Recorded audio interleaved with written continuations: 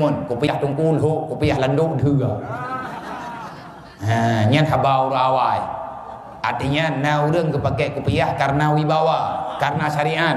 na urang kepake kopiah beh namo kopiah ti urawa nyan atih nama le ketanyo kata tim insyaallah Allah taala getin menanti ane muda-muda longgala wate katru-katru wate mengkawin nyan kamangan kiban nggu nada baru taboh ide daya pu tabi tunggu kemurwa iyu hana gop luka luki hana apa iyu hana mungkin ngadom tua metanya hana te abeut hana tate mudip majelis nalim igap na pikiran ni thi uranya anak darah lewet nyo hana hawai le ke jelamnya mahai yang tukang pemahai-mahai jelamnya kanji mai handam umu ne i kena cok jelamnya tu cok kena tubuh belang wari be 20 nang roku jelamnya 20 mayam lo ilham ne ti mayam 20 ti mayam 2 juta mam nya tegedi 20 mayam kan 40 juta 40 juta ya awaknya hana yam kawin je bo itim lo mata-mata itim gala mata-mata phanda ka rồi be mahai-mahai thali jelamnya lele mayam mi tengah tula ju le anya hai tengah mi ta ka rồi monya tegedi Allah taala kena sayang kau awaknya imita-mita rezeki mude baju-baju nyan jelamnya nyan keimat nikah mende dua-dua manya mi tengah teken ju le thabo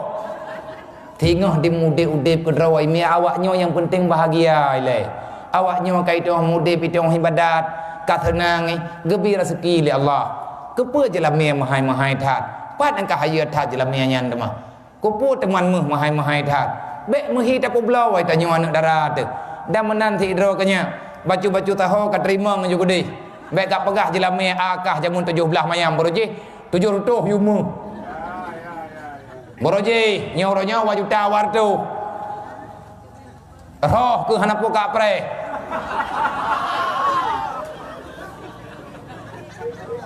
roh irung porongku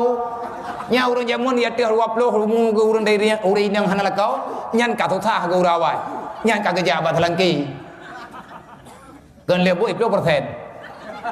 thịt luôn mayam ke telangki nyawai yang penting lah kau benar iya ke roh ke kira lebak meria kan liệp bụi mayam tekadibit mahai jelam aju nyo ka betul ke awak ni apa gak janda di depan gadis makin ketinggalan nya ka betul ya dawanya ke tabai urangnya yang janda yang boleh lah kau ke mah dah boleh ikan lah kau boleh